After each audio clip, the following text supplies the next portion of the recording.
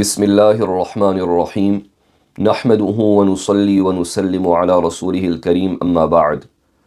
Once it comes to the 15th day of Shaban, then there is much confusion amongst the public regarding the legal status of singling out the 15th day of Shaban and fasting.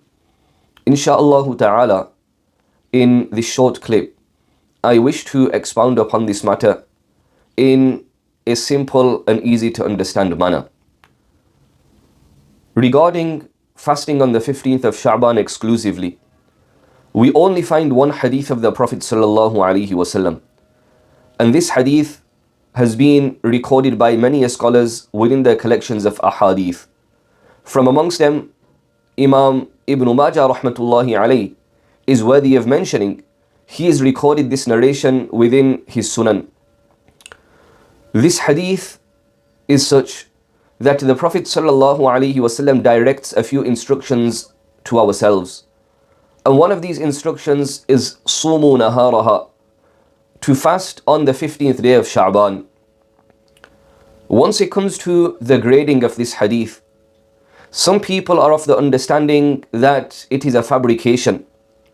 The reality of the matter is that many scholars have written extensively regarding the gradings of the ahadith within the Sunan of Imam Ibn Majah rahmatullahi alayh, and none of them have mentioned this hadith to be a fabrication. Therefore, claiming this hadith to be fabricated is unjust, and this should be totally avoided. Yes, we can most definitely say that this hadith is extremely weak, and the reason for this is that once we look towards the chain of transmission of this hadith, we find a narrator by the name Ibn Abi Sabura. This narrator has been severely criticized by the majority of the experts of hadith. And this is the reason for why the majority of the experts of hadith have clearly made mention of this hadith being extremely weak in its transmission to ourselves. After having understood this initial pivotal point regarding the sole hadith we have regarding singling out the fast of the 15th day of Shaban, I now want to make mention of something very important before yourselves. Once it comes to practicing weak narrations, then the experts of hadith have clearly made mention that if these weak ahadith relate to virtues of actions, then we will be very lenient with regards to them.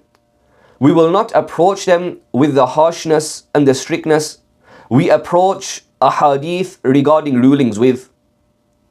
This hadith relates to the virtue of an act, and that is fasting on the 15th of Shaban.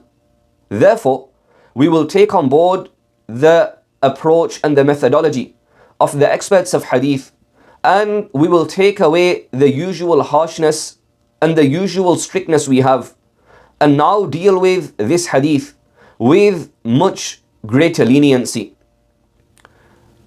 Once it comes to this leniency, the scholars of hadith usually make mention that if we come across a weak narration, then we can take it on board regarding the virtues of actions as long as three conditions are found.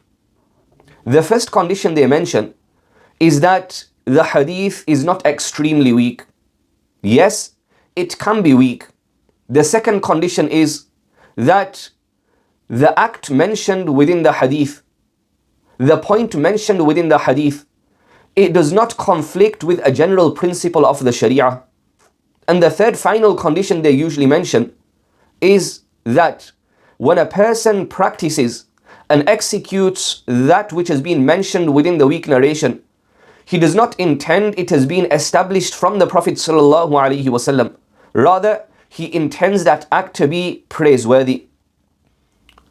Due to this reason, the majority of the scholars are of the understanding that due to this hadith being extremely weak, and not only weak, in other words, the first from amongst the three conditions that are to be present to practice weak ahadith being absent, we cannot practice this weak hadith once it comes to fasting on the 15th day of Shaʻbān, in a manner we single out this fast, assuming there is a prophetic instruction in this regard, or there is a special virtue to fast on the 15th of Shaʻbān.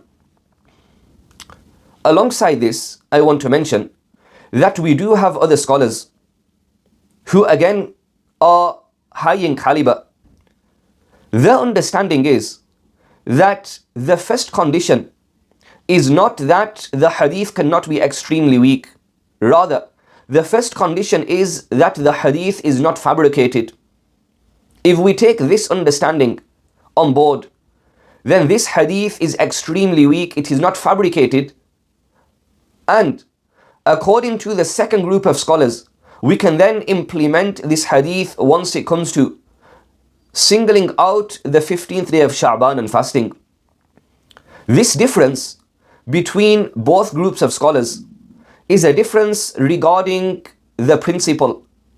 And this principle is based upon ijtihad, the personal understanding of each one of the two groups of scholars. The moderate approach is that due to this difference being based upon ijtihad and the personal understanding of both groups of scholars, we become somewhat lenient.